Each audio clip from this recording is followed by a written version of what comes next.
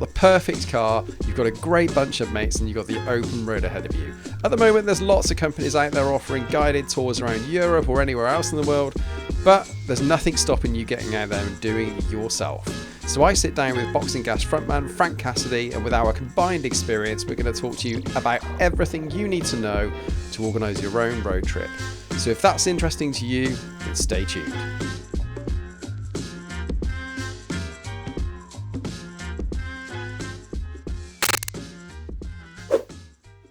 Welcome back to the Renngineering YouTube and podcast, and not one episode's being shot today. Just finished Tut Hill and come straight here to see my old mate Frank Cassidy. So got lots to catch up on. We're going to catch up on some of the stuff that's been happening this year for Frank, but also we're going to talk about road trips. It's something that I had it as a thing to do until my Niners Unplugged episode, and then Frank said, "Where have you been with your car?" And if you watch that episode, you can go to Niners Unplugged and you'll see it somewhere in that list. My answer was terrible. I basically turned around and said, I've been to a couple of places in the UK, and it was completely insufficient. But off camera, we got talking about where I should go. And then within about a month, I'd booked Eurotunnel tickets and started planning a solo road trip around Europe, which I consequently did straight after. So welcome back. How you doing, mate? Yeah, really good. Protracted intro there. Yeah, really good. It's super cool to hear that after our conversation that may have helped a little bit of inspiration to go and do your own road trips. That's massive, cool. Not a little bit, mate. Sweet. It was, and it wasn't that I didn't want to go and do some road trips. There was a bit of a trepidation around. I haven't got the best track record, and we'll get into that. But it was just having that confidence, and even knowing what I should go and do, where I should go, what roads I should chase down. Should it be, because I've been to the Nürburgring before, but should I go and do something like that? Or actually, to your point, when we were talking, actually, there's more to the world than that one place. Do you know what it is? It's often enough when you say to people, oh, you should do this, or we should try that, or they say, oh, actually, if they're convinced that what you're saying is actually worthwhile, they say, oh, I'd love to, I'll do that one day. Yeah. And that's the word. That's the key. When someone says one day, that's the problem. Yeah. It's like, no. You have to set a date. Yeah. When are you going? Yeah. And what are the steps you're going to take to get to that goal, that objective? And it's not just a car trip. It's like whatever you want to do in life. You have to set, it's not a one day, it's a set a date and then figure out the steps you need to get there. Yeah. And don't look at the very top of the mountain. Because if you look at the very top of the mountain, then it's really intimidating. Yeah, it's terrifying. Before we get into the road trips and kind of your experiences with that in mind as well, mate, Megaphonics, bravo, sir. I mean, I was lucky enough to be on the Michelin stand with my car, and I got a chance to walk around before everything else opened up, and during and towards the end of the day, and it was bigger and better than it had been before, but it was curated, but it didn't feel pretentious. I mean, everything that you'd hope a Porsche event would be, it had it. Thanks. So massive congratulations. But yeah, tell me your side of the story, mate. No, I really appreciate that. Like, since our first interview and the Niners Unplugged episode, like I really bonded with you as an enthusiast. We had similar values and so on. So to hear you say that about my event our event, more precisely, is very kind and it means a lot. So I appreciate it. Thank you. But pleasure. Yeah, no, it was again. It's this idea for Boxengasse was just this harebrained idea that came about however many years ago. So to get to a point where we have almost 3,000 people here, and we had people flying in from the US, Dubai, Australia. As mind-boggling that is, for this once little idea that luckily enough people were kind enough to share with me and want to get involved with, whether it was as a spectator or the brands we work with and the people that are kind enough to, or that I'm lucky enough to have work with me and for me, is super cool. So yeah, when the gates open, you see all these people coming. It's like, okay, they're all here for this. Yeah. This little idea that's kind of grown into something substantial, I guess. Over that period of time, mate, so from early days, oil cooled, all the way through to Megaphonics, are you still, your vision that you had, event one to where we are today, is it still the same? Have you has it changed slightly as you've gone, or is it you still like, no, I know we're talking about the mountain thing. We're kind of like halfway. Yeah. Where is it in that kind of thread? It's a good point. Good question. I definitely had a clear idea of what I wanted to achieve, what I thought we could do. I had a very clear idea, a clear vision of what I wanted to pull off with the event. Whether we got there or not was going to be a different story. Yeah. But the plan was there, and the will was certainly there. Has it changed a bit since we set off? I'm not really sure, Okay. I think it's pretty much exactly what I had in my head. I think there are things that there are little elements and bits and pieces that have changed, obviously. Yeah. But generally speaking, it's kind of what we set out to achieve. It's kind of what we set out to do. That's really cool. So that's really cool. The problem with events is that every time you do one, you got to top it with the next one. Yeah. And so the pressure is on. And they only get better with people's, I'm not going to say perseverance, but with people's kind dedication to keep coming year on year. Yeah. Because if someone says they come to the first one, they go, oh, that was quite good, but actually I'm going to leave it a couple of years and then I'll come back and see what's happened. Yeah. Well, you're not going to, it's only going to, if everybody did that, then you wouldn't be able to get to the third event that person was going to get to, as opposed to skipping the second one or the third one, whatever. I don't quite know what I'm saying. I think what I'm getting at is that they only get better with the people involved, taking part in the events. I think that's the one thing about this brand and the culture that lives within it is and it's part of Renngineering and everything goes, I don't like to call them interviews, but let's, for argument's sake, interviews. It's always about the person behind it. The cars are obviously the conduit to get the person, and their experiences and their enjoyment and their passion out. But it's always about the people, dude. Yeah. Always. No, it is. It's 100%. What's it called? I think things don't work without people rallying together to make something happen. We're very, very lucky. We had over 75 special display cars come in from all over Europe. 3 trucks come in with 6 cars from Europe. Or was it 4? I forget. And then a few more trucks over here, and then loads of individual trailers and all the rest of it. And that does not happen without some incredibly generous owners. Yeah. This year we had the 917LH. Last year we had one as well. It's a car valued at over 30 million. And the owner. I just want to pause there. 30 million quid. Yeah. You can't gloss over that. And not only that, it'd be on static display within relative terms, arm's reach of people. And the confidence and commitment and the goodwill from the owner to go, actually, I'm okay with that. I'm not going to be eyes on the car the whole time. I'm not going to be deck chair in front of it, fending people away. I'm going to it's there for people to enjoy, right? Yeah, no, I think that the total value of the cars we curated was in the region of 200 million. Once you've totted everything up between the 6 74 RSRs, I think there were, 9 GT2s, and the Zagato Spiders and Coupes and all the rest of it. Yeah, it got pretty scary. And it's one of those things where obviously we need to insure these cars and make sure that they get here and with security overnight and security during the day, and there's CCTV cameras everywhere, and there's loads of other things I'm probably forgetting in terms of security stuff. But I mean, the guy, to give you just for that one car, the 917LH, that is, he picked it up in the south of France. He was in Switzerland, but we wanted to use him because we trusted him. And it's just one car with one trailer enclosed that's going from Switzerland all the way to the south of France to pick up this car, and then he's driving it all through south of France, all the way into, I think it was the Netherlands, to get the carnets, because obviously since Brexit, you've got to declare everything you're bringing in, the value and everything else, to get the carnets, and then he's got to go, I think it was into Belgium, and then he's got to go across Calais, and it's a long ass journey to do, to do the way that he did it. And what do you do when you pull into a petrol station? And you pull into a petrol station, you fuel the car, but then you got to go into the petrol station, leave 30 million on the back of the trailer, and pray that nothing's going to happen to it. And the pressure of crossing a whole fucking continent, excuse my language. No, help yourself, it's fine. Crossing the whole the whole continent with this car on your trailer in the slow lane while you've got people overtaking you the whole time. It's frightening. Dude, it's not even, imagine, so there's been some hellish weather, at times.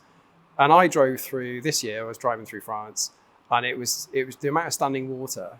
Now imagine you've got a trailer with 30 million quid. Imagine if you had 30 million actual notes in the boot, and that thing's swaying. In fact, not even that, it's worse, because at least that's, you can replace that. You can't replace the 917 LH. So you start getting a bit of a tank slapper on with something like that. It must be. No, he's the hero. Yeah, those guys are the heroes. Transporting those cars, because I'd be so anxious. But the owner of that car, he's got a wonderful collection of cars, and he's incredibly generous. So much so that he wasn't even at the event. There are quite a few collectors that had cars on display, and they were just out of their own generosity, were just like, I want people to see, my car. I want people to see these cars. You don't see them every day, and so they lend us the car with no strings attached to go and be enjoyed by the public. And to have that, I would be anxious about sending my car 30 million if I had 30 million across the continent. It's just very generous. But it goes back to what you're saying. Like, the Porsche community is an awesome one, and whether it's the guy in the 924 who came up to me, I think it was last year, and said to me, I've bought my first car, it's a 924 I bought for 1,200 quid or whatever it was. It was 2,500 actually, I lied. If that's you, stick in the comments below, and I'll get in touch, because I'll do an episode with you and your 924, mate. Nice one, good work. And whether it's him, and he was like, he'd just passed his license, and he'd been coming to the event for the last 5 years, I think it was. It was 5 years. And then he was finally coming in his own Porsche. So good. That when he came up to me and said that's the reasons why you do those kind of things. Whether it's him or whether it's the guy with the 917 LH, getting that kind of wide spectrum of enthusiasm is just it's awesome. It's awe-inspiring. Amazing. I'm so glad it came off as well as it did. It felt as good as it did, and people clearly had a great time. So thanks. I genuinely can't wait to see what happens next. Yeah, me too. We've got a lot of work to do, and a lot of ideas. There's tons of things we want to do and tons of ideas, but it all comes down at the end of the day. It's a budget. What's called it. We've got to make this. It's got to work for us. Yeah. And in order for that to happen, it means that every year we've got to put the ticket price up. Yeah. And we've got to have the faith that people are going to want to invest in the future of the event and into the next one being bigger and better. And to that point, actually, I don't think in fact, it wasn't right. The other building you had, the exhibition building with all the static stands and stuff, that wasn't there last time, was it? That was, was it? Yeah, it was. It was. Yeah, we've had it 2 years on the trot, those two buildings. Yeah. But the investment in that, right, which is all part of, what makes the event. Because anybody within reason can go, I'm just going to book a field and fill a field full of cars, right? Beautiful as that is, and you can get some great scenery. You start investing in, a place for this stuff to live, and to kind of grow the brand Boxengasse and see what happens with that in the future. You've got no choice but to try and recoup some of that investment and then make it grow again, right? That's part of business. It's part of business. It has to work. It has to work. And the buildings. I mean, the building with the mezzanine in it, the big one that had that most of the display cars in, that building, the paint was probably still a little bit tacky on the day of Megaphonics. It was that close. Yeah. It was really tight getting it done. And I mean, I think, over the span of the 7 years we've been building Boxengasse, we've probably put in about 20 different planning applications. Wow. I mean, to give you an idea, that building is effectively a horse manege with a roof on it, with an application for a roof on it, another one to enclose it, another one for the change of use, another one to put glazing into it actually, and then another one again to change of use. And that's that building alone, and there are 4 of these. Yeah. And you can't do it all in one go because, you've got to prove incrementally that the business is viable to local councils and all the rest of it, and what they call sustainability, which is more about traffic. But it's either that or it's 15 years of planning out of local parishes, traffic analysis, and all the rest of it. Yeah. If you go in there with one business case. So we went in there and built our buildings incrementally, which is why it's taken 7 years. Yeah. But that's it. We're done now, Paul. All the buildings are finished. They're all in the process of being tenanted. And then when we finish with that, then we can finally do more than just Megaphonics. So let's come to sort of the end of this part of the conversation. But I do want to ask a question. outside of Megaphonics, mate, you're talking about, what is your vision for how this place is going to be used as an opportunity for the rest of the culture and all the people to get involved aside from just that one event? What's the future for that?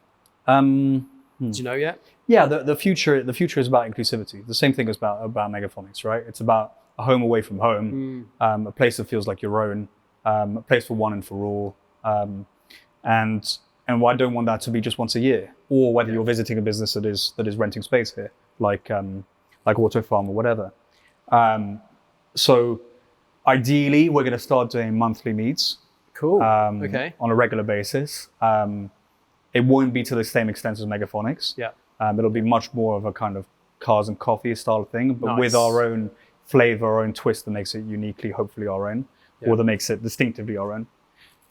So we'll do that once a month. I estimate that the Ace Cafe in central London, inside the ULEZ, on a Monday night on a monthly basis, they have their Porsche meet. I think they rope in about 400, 500 cars a month at best during the summer months. If you go there, not for the cars, you're left with the food, which isn't great. With all due respect to the Ace Cafe and the institution that is what that is. I mean, it's an icon, but it's a greasy spoon. And there's nothing wrong with greasy spoons. They are what they are. Yeah. And in fact, it wouldn't, in my opinion anyway, it would do it a disservice if it came massively gentrified, because it's never intended to be that. No. And it has its place, certainly in my heart, and as a biker and as a Porsche enthusiast, it's a place that I've been to over the years and I have a lot of respect for and a lot of heritage for. Yeah. It has a lot of heritage and therefore respect for. But I think that if we can do a monthly Porsche event outside of the ULEZ, not on a Monday evening, on a Saturday or a Sunday, and we're 90 minutes from over 50% of the entire UK's population, we should be seeing maybe 500 cars, being pessimistically a month. Yeah, that's what I'd like. I think you're going to be a victim of your own success, as with Megaphonics, right? The love for this place and the brand and everything that goes with it is huge. So I think that's a conservative estimate. Fingers crossed, we'll see. It's going to have to be ticketed because you're going to end up with like 1,000 people. No, well, it has to be, because again, it's got to have it's got to be a business. It's got to run. Of course. What's it called? So we'll do that. And then the other side of it is that Porsche as a brand has always been very astute in bringing in new clients or new marketplaces, approaching new marketplaces, capturing new marketplaces. And you see that through the activations they do. One of them, for example, being Type 7. The Type 7 is an Instagram channel for those Type 7. If you haven't seen it, check it out. It's an Instagram channel. But like what is on there is probably majority of it is art, architecture, music, design, that kind of thing. Yeah. And then there's a percentile, a smallish one, about Porsches. But the principal idea behind that is grabbing a new marketplace that would potentially have an interest in Porsche that don't have any interest in it, and bringing them into the fold. Wow. And they do that constantly with their marketing, in their collaborations with different brands, whether it's Emma Raducanu, the tennis player, or whatever it may well be, Daniel Arsham, so on and so forth, goes on and on and on. And I think it would be short-sighted of us to let Porsche restrict us. I think it needs to empower us. So while Porsche is definitely in our DNA, I don't want it to be the only thing that we're about. Interesting. So when you look at but with the Porsche twist to it. Yep. So when you look at Megaphonics as a brand, it taps into the different interests our demographic are into. It's not just Porsche. Yeah. There's food there. That's a big part of it. Also from vintage vehicles, all artisanal. There's music. It's highly curated. You're talking experimental beach club kind of Ibiza vibes, to use a very millennial word. And then you've got 90s, Mos Def, Naughty by Nature kind of rap, so very slow.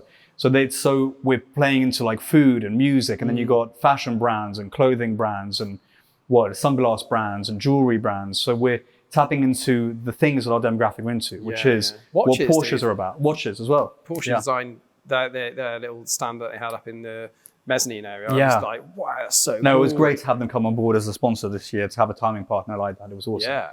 But suffice to say, as you know, like what's called, we're all cut from the same cloth. What we appreciate in Porsche is reliability, design, craftsmanship, and those three elements can be found in so much more than just cars.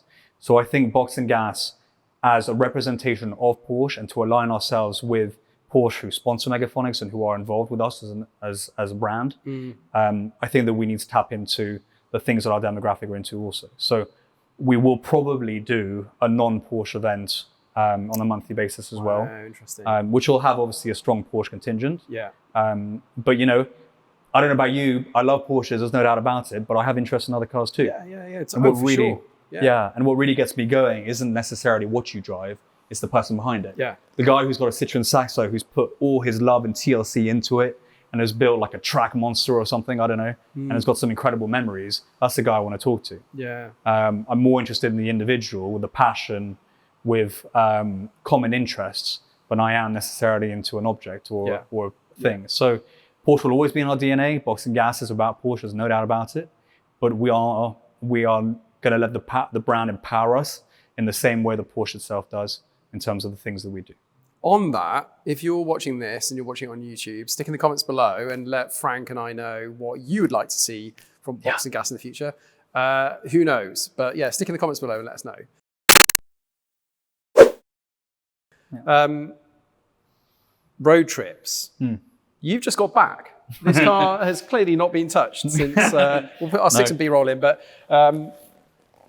firstly, thank you for putting it on Instagram. Stories constantly coming out, and I think a few people messaged me and had said, have you seen what they're up to today? And I was like, of course I have. I've looked at the stories the same as you, mate.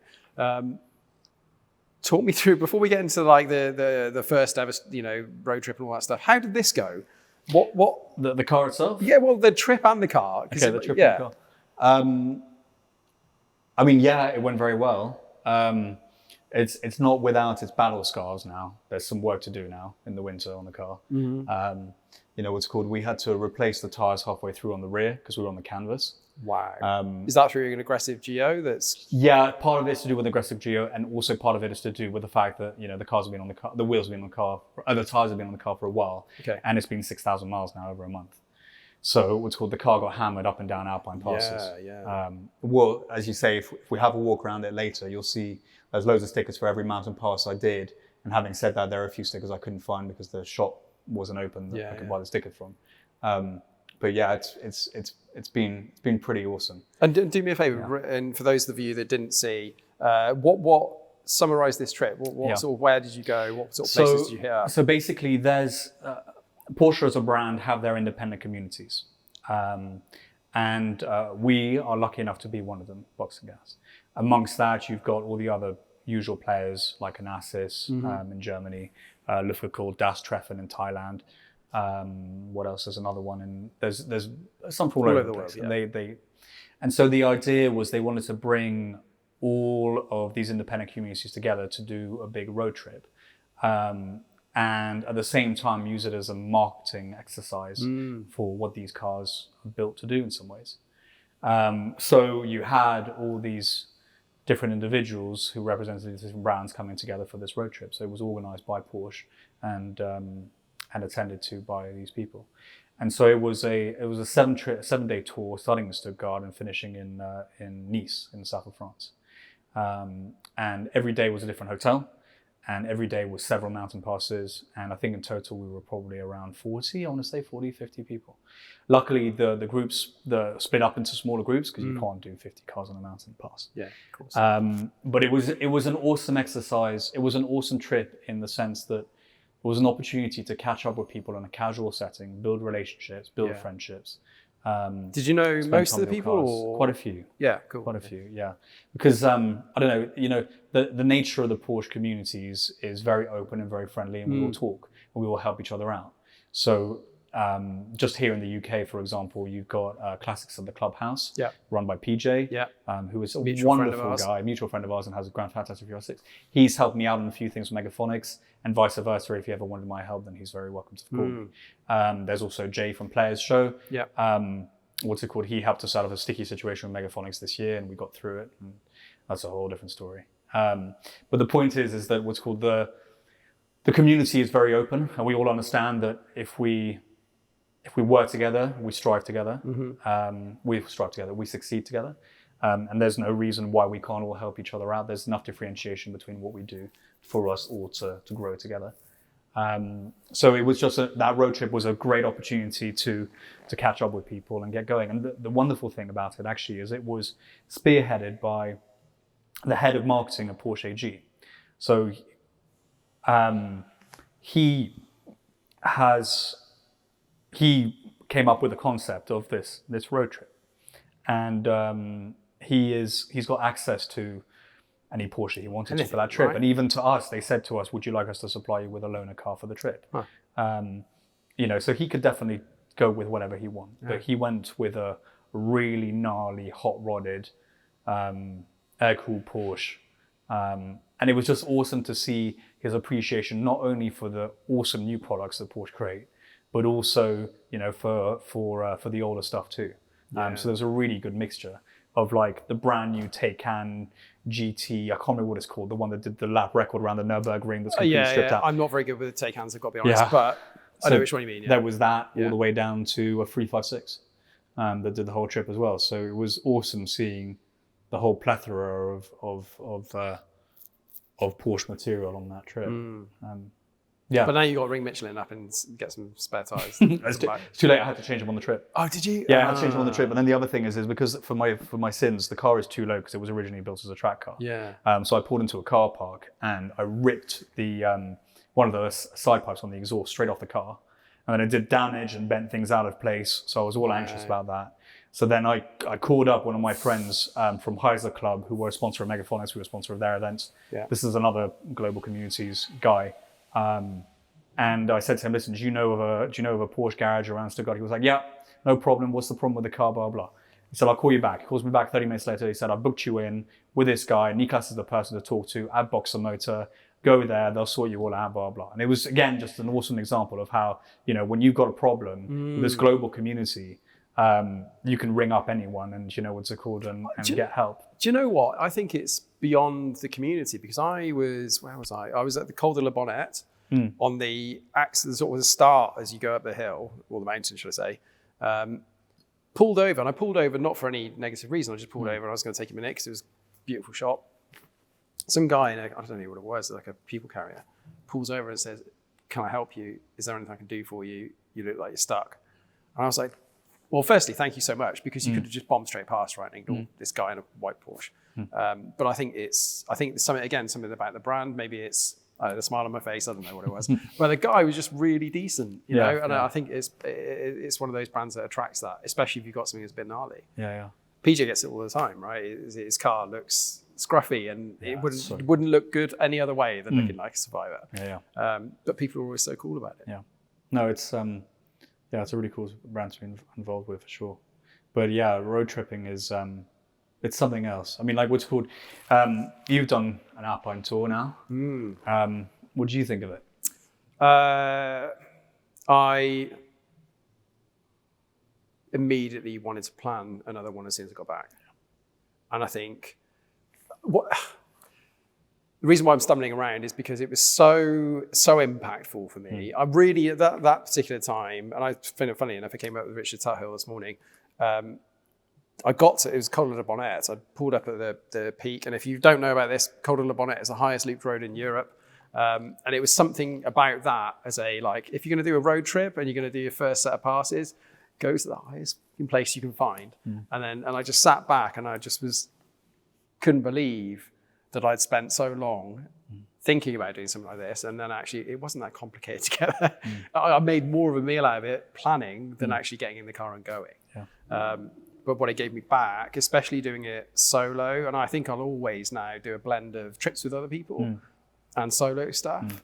The cost was minimal because I wanted to stay in quite relatively low budget places, and I found this off-peak ski chalet. It's like 45 euros for a night. And I parked up there. The car was in front of the chalet, and I sort of sat out. The sun was starting to set because I got there at a sensible time.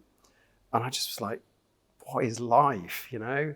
And for the same price of that entire trip, it would have been a trip to, you know, an all-inclusive somewhere. And there is no comparison in terms of what you get back from a trip like that versus a trip to somewhere that's kind of an all-inclusive. Yeah, for sure. I think there's what I find from road trips is they can do two things. Like one, there's a lot of mileage on motorways to get to where you need to get to. That's true. And there's that time where you can't do anything else because you're driving. So sometimes you're lost with your thought, and there's a lot of self-reflection that can happen in that kind of empty space. And then there's the other side of it, which is when you're up the mountains and all the rest of it, then you really don't have time to think about anything else. Yeah. So you become incredibly present. And there's a Japanese thing called zanshin and mushin. Okay. And mushin is the awareness of everything. Right. And zanshin is the pinpoint focus. Right, interesting. And I find it, you're absolutely right, that kind of opportunity where you're killing motorway miles or kilometers on an auto route and you can't speed, so there's nothing fun you can do. And actually it's all mushin, it's all kind of everything going on, and actually it's like an open space for you to kind of walk around in. Sure. And then you get to something like, for me, Col Torini, and you can't look about with that, right? No. You're on it. No. So yeah. So Col Torini is an interesting one, actually, because one side of it I find impossible. I don't know if you found that. And the other side of it's perfect. There's one side of it that is incredibly tight. It's just like this. Yeah, and it's not a pleasurable experience. You're like first, second gear, and it's just a nightmare. And the other side of it's really, really good. Yeah. But Col Torini, I remember it came up in Top Gear many years ago, and they called it the best driving road in the world. And I was like, absolutely not. It really isn't. It's not. Especially I'm glad I did it. Yeah, bucket list. Job done. Yeah. But honestly, the one for me is probably the Susten Pass. Okay. And the Nufnen. But the Susten is like, the truth is when you're driving at pace, you want to have as much visibility as possible, right? Because nothing's going to slow you down more than the fear of, God forbid, something happening around the next corner. Yeah. You know, you go into something. So if you've got good visibility, then you're winning. You know, then you know what's coming up, and the road feels safe, and then you can add on speed safely, and you're confident. So I prefer passes which are wider, more open, freer flowing. You can see what's coming up, and you can really get into a really nice rhythm. Because that's what it is. It's that rhythm, isn't it? Yeah. Rowing up and down the gears and all the rest of it, breaking points and so on. Whereas like if you can't see around the next corners, there's that hesitation. And suddenly that rhythm breaks apart. Yeah. So things like the Susten for me is just way up there. It's gorgeous. Starts off in the woods and is beautiful that way. And you got to be a little bit careful because it's wooded, it's overcast, so the road isn't always really, really dry. Yeah. And then suddenly it opens up and the mountain just expands, just explodes in front of you. And it's just these huge open vistas, which are just absolutely gorgeous. And then you go through these tiny little rock tunnels, you know? So you have that. Oh, literally, of course. But you just go, it's not even like, it's maybe 3 cars wide, but when you're bladding through it, it just goes in and out. You're coming in and out of these tunnels. Yeah. It's the sonic changes. Yeah, that too. It's because you get this kind of, obviously the noise is reverberating off the side of the rock. But then it kind of, as you come straight out again, it stops and your ears take a second to catch up. And then you're into another one again. And it's like a pulsing almost if you're going through a load of it. It's fucking amazing. Oh, it is absolutely amazing. And they actually capture that quite well in Casino Royale, the Daniel Craig film. In a weird way, it's a completely different thing. But you know what's cool? There's that bit where at the beginning of the film, there's that car chase in the DBS, the 2010 DBS manual. And the light is coming through the tunnel. Yeah. And it's that really captured it quite well. But no, I think, you know, I'm lucky enough to have done a lot of things with cars, you know, whether it's track days, just general Euro trips, weekend stuff, car shows, and Alpine tours. And where I feel most at home and where I feel, where I love to be with a car more than anything is on an Alpine pass. You bring the quality of the roads, the views, great bunch of people, culture, interesting food wherever you go. And just that blend is just an intoxicating blend of just awesome. With you knowing so much about some of these, obviously, you know, your knowledge base is huge now in terms of a lot of this stuff. Because one of the things I found is that I was staying in Grasse, so I had Route Napoleon right next to me basically, and a friend of mine, he jumped on his supermoto and said, "Look, follow me. I'll take you some roads that aren't the roads that people typically go on, but they're much better." And suddenly there was traffic until he turned right and everyone went left, and I was like, "Fine, I'll follow that guy." And then suddenly it opened up, and it was just this kind of like sweeping roads and because he knew them all, he was staying far enough in front, and he'd flash me if I needed to slow down or whatever, you know. But just that. So I can imagine once you've got that kind of local knowledge for some of these passes or kind of some of the connecting bits, right? Not even the ones that people go to, but the joining bits, that then opens up another experience. Yeah, right? definitely. And to give you my top tips, if I can, I would say stay in one hotel. Stay in a few if you need to, but the majority of your time should be in one hotel. And then from there you can spear off into different areas. Because what that means is you can get the luggage out of the car. You're not repacking your bag every night, which is a bit of a mare, to be honest. Your car's a little bit lighter because it hasn't got all the luggage, and some of these older cars, that's critical. That can make a big difference. And also it means that if some people inside your group want to go back early, or they don't want to go out that day, you're all going back to the same place, so there's no pressure. Yeah. What I've learned over the years is that whenever there's pressure, that's when you've got likelihood of accidents. Yeah. And I think over the years, I've been witness to about 3 or 4 big ones crashes or on Alpines. Some bad big ones, yeah. Yikes. So suffice to say that if you can take off that pressure, then that makes a big difference. Other ways of taking off that pressure, radios. You have to have radios. Oh God, yeah. Absolutely have to have radios, and it's got to be the proper good stuff that works over like 6 mile different ranges. Yeah. And then the way I do it is I now create everything on a website called My Route Planner. Okay. And then you can download GPX files or Google files, whatever. And then that does all your waypoints from the different areas. I didn't know this, by the way. I'm learning stuff today. Yeah. So yeah. So then afterwards, everybody in the WhatsApp group has got like all the routes there. They all know where they're going. Because the problem is if you and me are going, and I know where we're going, but you don't know where you're going, you're going to feel pressure to keep up with me. Totally. Because you don't want to get lost. Whereas if you've got it on your phone, on your Google Maps in your car, then effectively you'll never get lost. We're going to get in the same direction, so you don't feel that pressure, and you don't feel that, and that can cause people to take liberties they're not supposed to take, and then you end up with accidents. So having everybody having their own maps on their phone, when everybody knows where they're going, that also helps relieve the pressure for sure. And a lot of prep work as well, making sure the car's in absolutely rude health before you go. So I'm kind of lucky in this respect, right? Because I dropped my car into Barnsport. I spanner on it myself, so I kind of know what's good and what's not. Yeah. And I get it second checked by Scotty at Barnsport, who's a fucking rock star. And then I'm good to go. Yeah. Not necessarily the case with an air-cooled car, right? Or something, and not even an air-cooled car, just something that's a bit older. Yeah. And actually it's lived a life and it's less predictable. So you're getting it to rude health. What does that entail for you? Do you spend a bit of time in the lead up? Going through the whole thing? Me personally, no, because I've got keyboard fingers and I've got to be precious of those. No, in real terms, if I have some credit, I used to do some spannering. So basic servicing, I've done big red upgrades and anti-roll bars and stuff like that. But I am by no stretch of the imagination a mechanic, and the problem also is I don't have the time, and the valuable time that I have left, I need to spend it with family. Really. Of course you do, yeah. So yeah, and you've got a guy that comes here, right? Yeah, so I'm very lucky to have a freelance mechanic who wants a bit of an easier life, and his name's John, and he's absolutely brilliant. Yeah, and he comes in and he does my work whenever I need something. So he's really good at fixing things. I'm really good at breaking things. So we have a great relationship. But yeah, basically, in terms of prep, to answer your question, we'll do like a full service on the car. Yeah. A full major.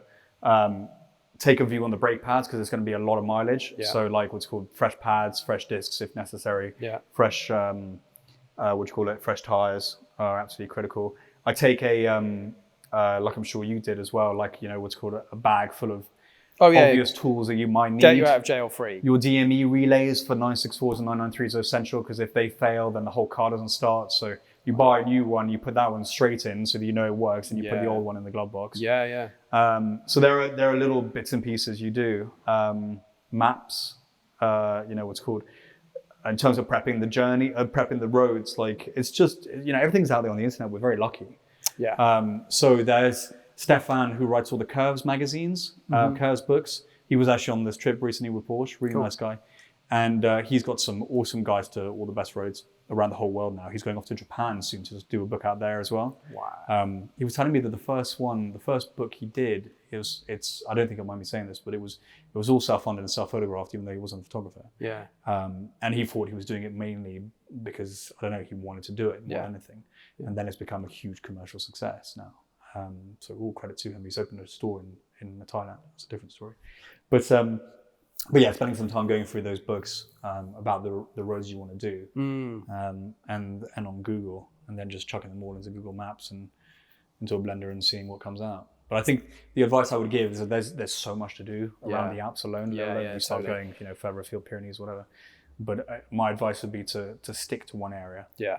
Like what's called.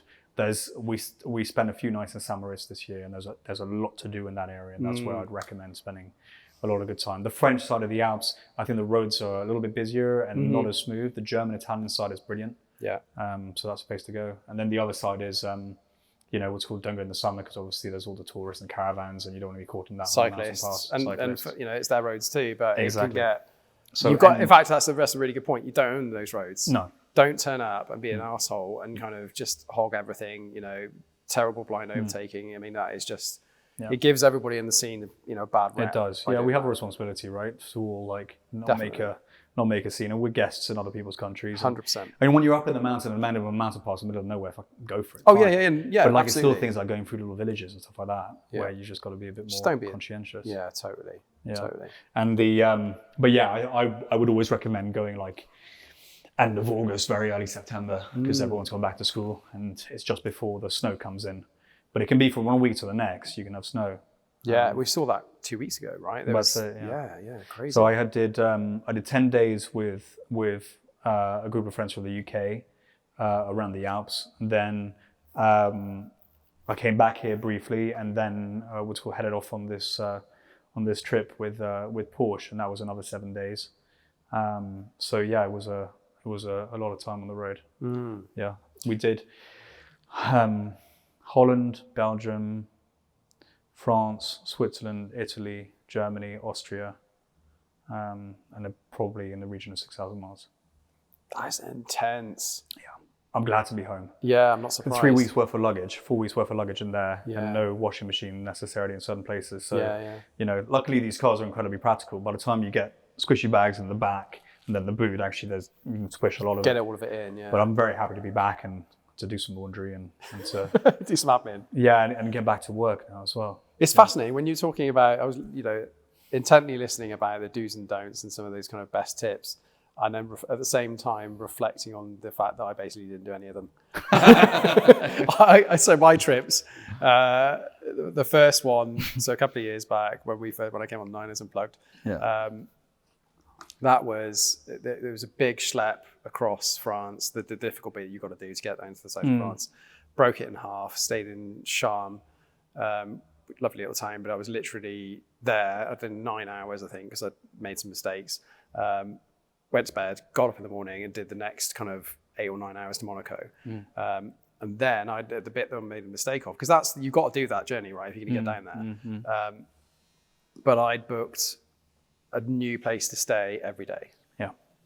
And it was brutal. Yeah. It was absolutely, don't get me wrong, I love that trip. I will always, that's the first big one I ever did. I did it solo, so it's always going to be meaningful. But there was, when you're tired from just doing a commute from one place to the next, the will to then spend the last few hours in, you know, golden hour chasing around the mountains, it just gone because I was tired, right? I'd done 3 days in the banks trying to get to it. So the big bit you got to go, do to get to where you want to be, get out of the way, and then just find places that are, even if it's 2 or 3 different places, but stay in an area rather than trying crushing things by ticking boxes the whole time. It's also quality, not quantity. Yeah. And you've got to pick your moments as well. You can't, there are some mountain passes that, where I felt really on it. Everything felt right and the conditions were good and the car felt right and everything else. And then the next day or the next mountain pass, I'm like, actually, I don't feel it this time. I'm going to take a step back.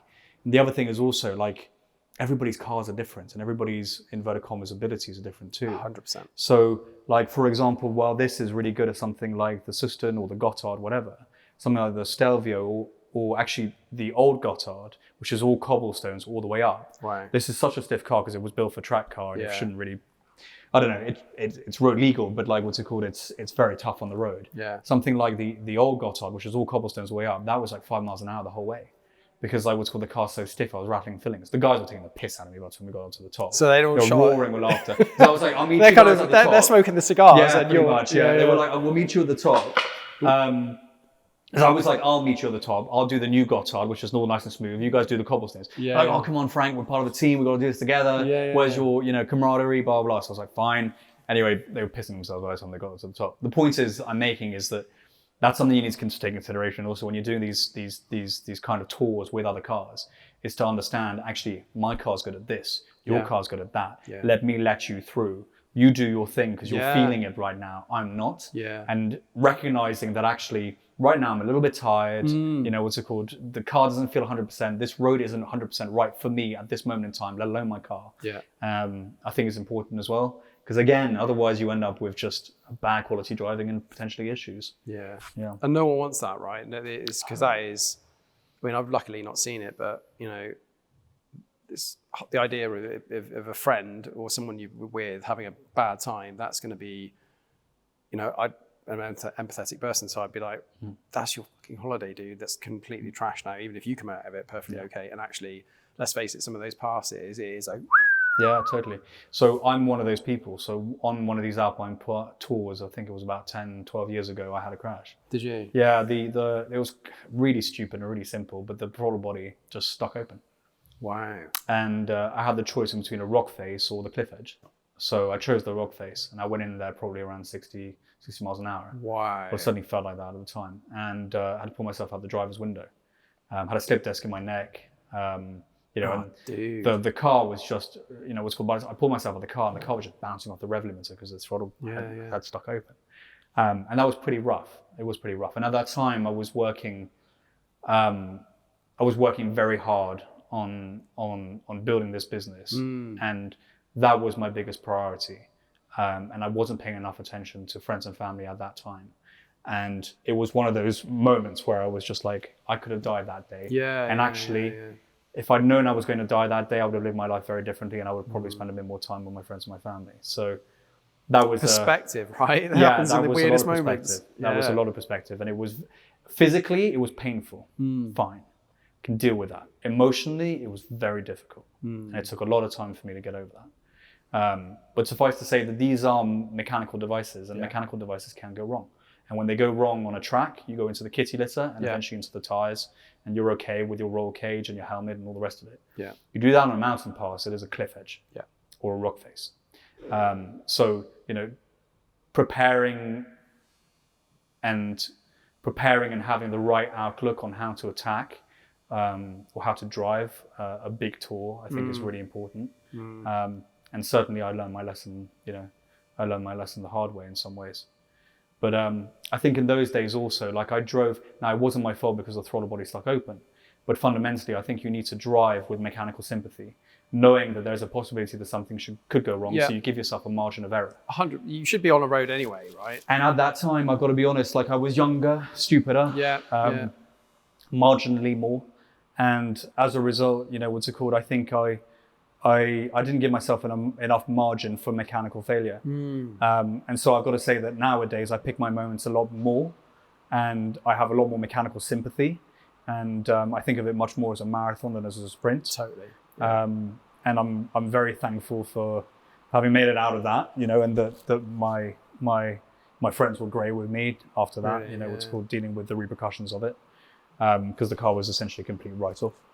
What car was it? It was a 964. Right. Yeah, it was a 964.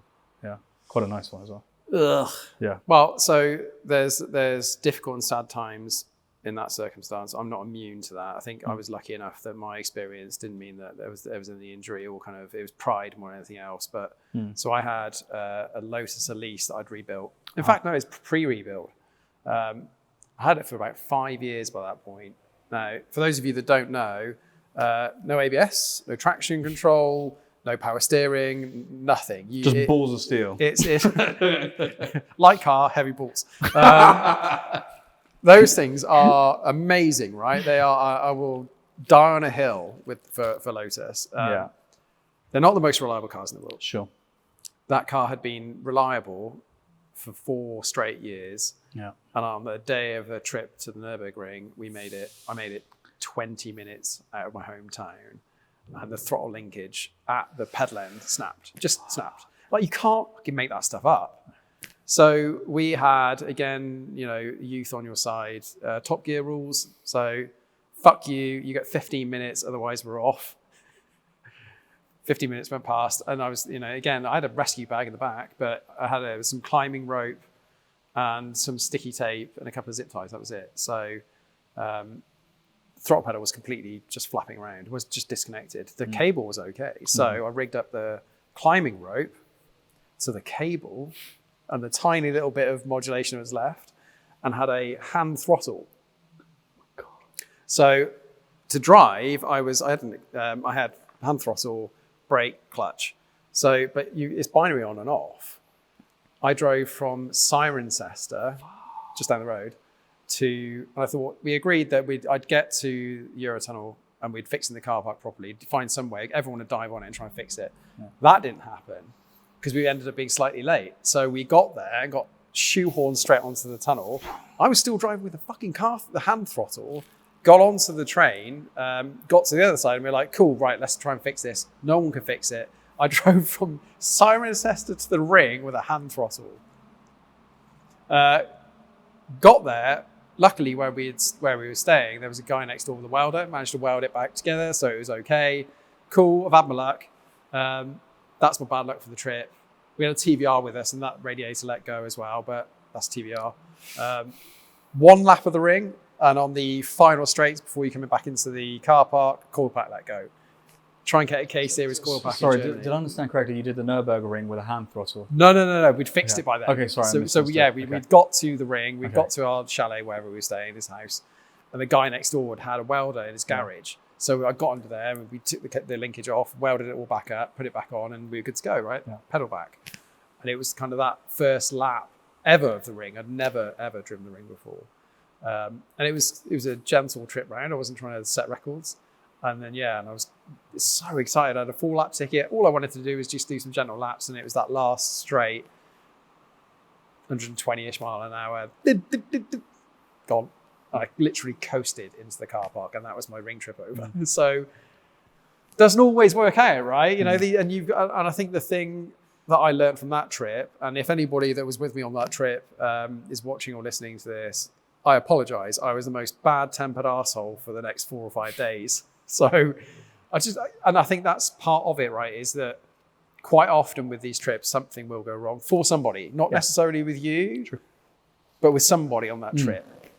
If you can have a sense of humor about it or help somebody find their sense of humor about it, everyone benefits. Yeah. If you find that thing that's gone wrong and let that dictate what the trip's like for you or your mood for the trip, you're letting that situation take control of the entire trip, not for you, but for everybody.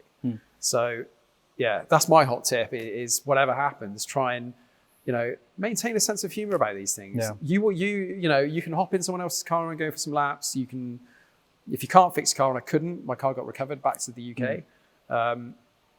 Let it happen, Well, it happens. Like I've had a car recovered back to the UK. I mean, like I said, it's been a little while that I've been doing these trips, and it's happened to me before a couple of times, I think.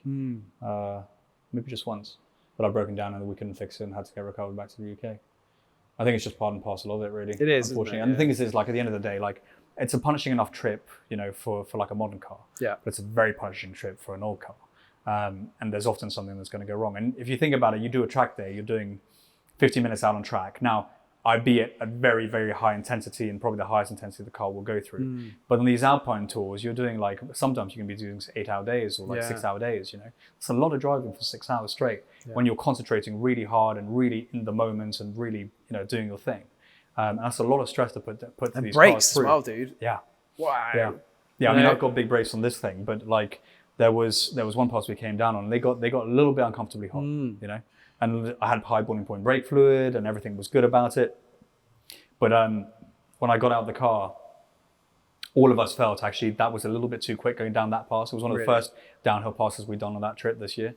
And we were just like, actually, we need to rein it back in. I think that's the hardest part actually, is on the cars, is the downhill stuff, the brakes. Totally. It really, really is. The uphill stuff, it's much more comfortable, and I find I'm at a faster pace going uphill. Really? Downhill, even though what's it called? Obviously, you've got all that momentum, all the rest of it. Yeah.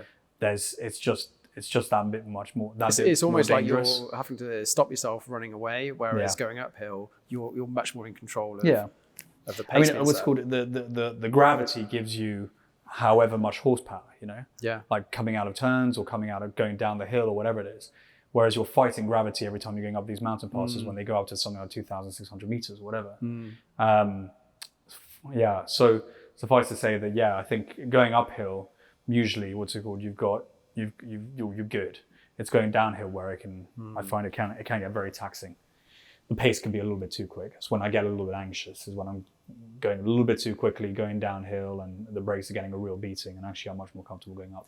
And I think there's probably something to be said for being, and maybe this is a maturity thing, maybe you're just getting older, just saying to your mates, dude, that was probably a bit quick for me, or I'm probably going to hang back for this one, and just being okay with saying that rather than just being like all full of balls and machismo. No, if you're going on a trip where you don't feel comfortable enough to say to someone, actually, this one, I'm going to let you through, I'm feeling a little bit tired, then you're in there with the wrong people. Yeah.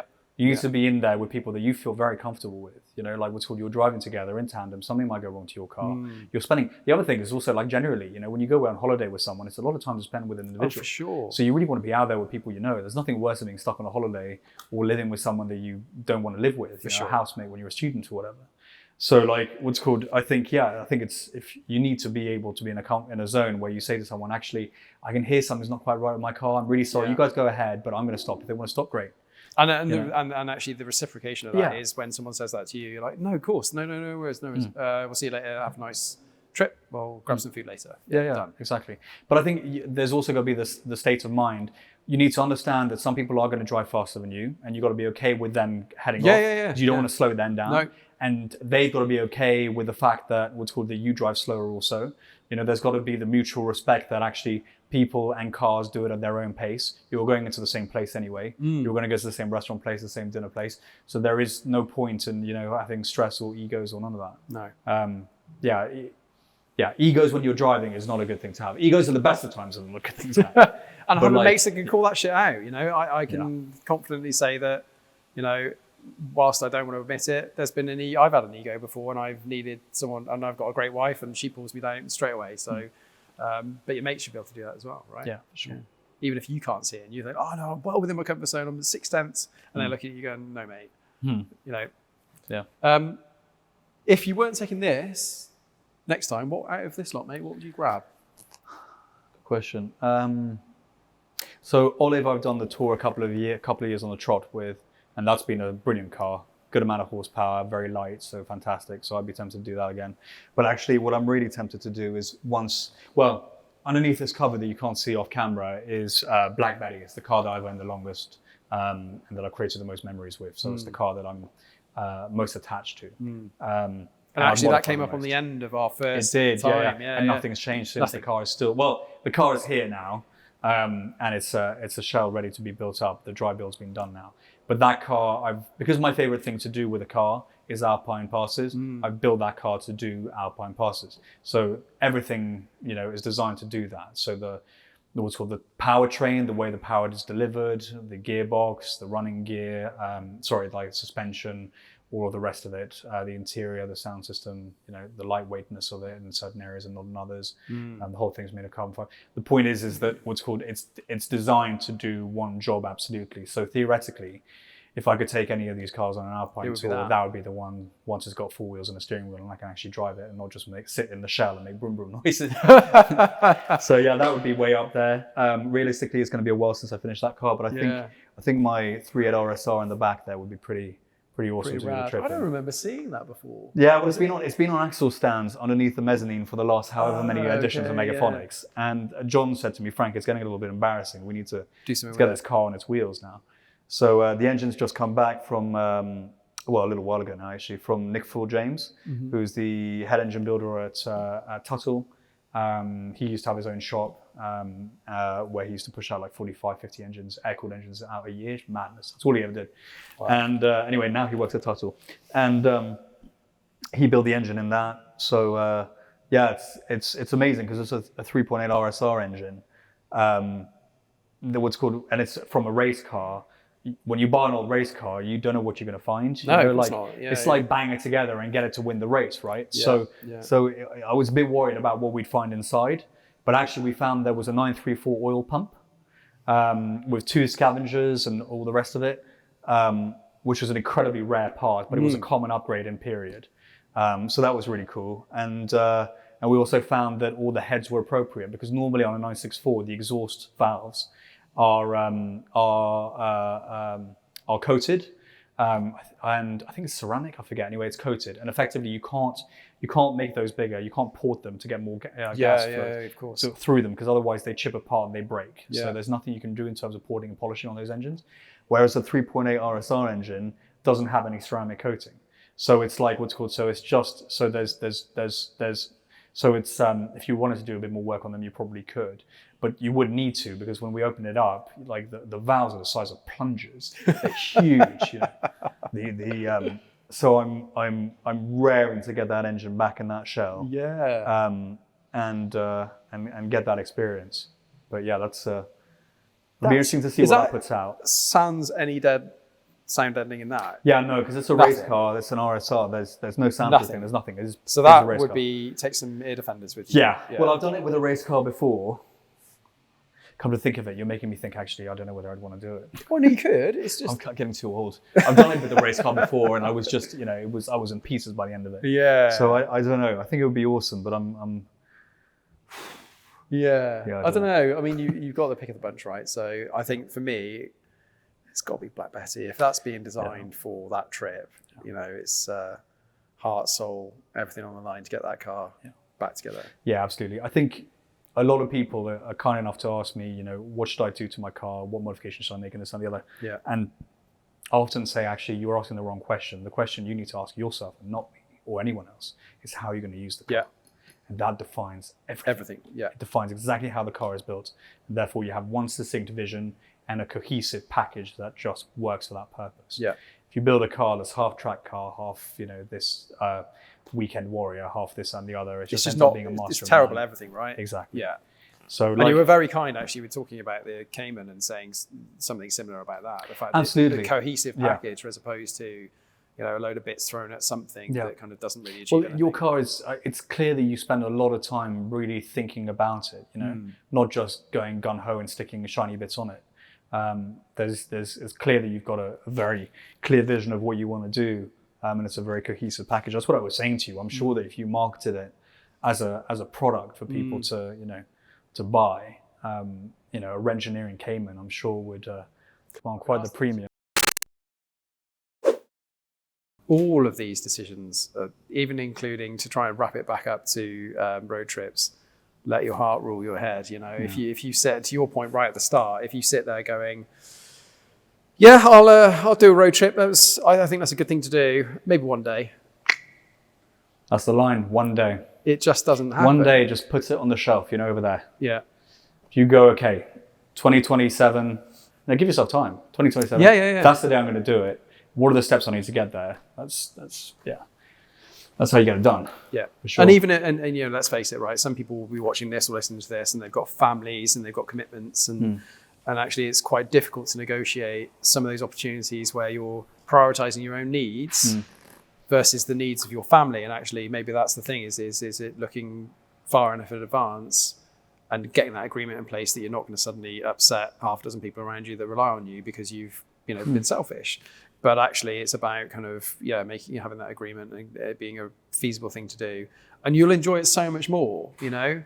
If you know that it's something you've got, that's on it's that thing that you're going to do in 2027. It's very hard to work endlessly, not knowing where you're going. If you've got a goal, if you're working towards something, and you feel like you're getting somewhere, it's not just like it's just this endless black hole that disappears into nowhere. So I think if you can set a goal for whatever it is you want to achieve in life, work-wise, life-wise, car-wise, road trip-wise, whatever, then you've got direction, you've got flow, you know what you're doing. I think for me it works anyway. It's healthy for me. Totally. Yeah. On that note, thank you so much for watching. I hope this, I don't know, what do you call it? A bit of everything, really. A kind of a classic waffle, but with me and Frank. So thank you so much for watching. Where all the episodes are. They're on all podcast streaming services and on YouTube. And make sure you subscribe and like, and we'll see you next time. Take care for now. Bye-bye. Oh, and just to say on my side, dude, thank you so much for having me on again. I really appreciated the first time. It was great. Having you on Niners Unplugged has been fantastic. And I appreciate you being kind enough to want to have a look inside whatever's going on in my head. No, once again, mate. So thank you. I think it goes back to that same thing. You pick people, or you kind of gravitate towards people that are kind of similarly minded, and then you just want to hang out with them and chat shit, and and it's part of that. I'm lucky that by doing this, I'm on 60 episodes now banked, and I think it's probably about half a dozen people out of those episodes that I've been like, yeah, you're one of my people. So I'll definitely be, irrespective of whether it's been an episode shot or just hanging out, I'd be down for that. So it's not a challenge, mate, put it that way. Yeah, Thanks, bro.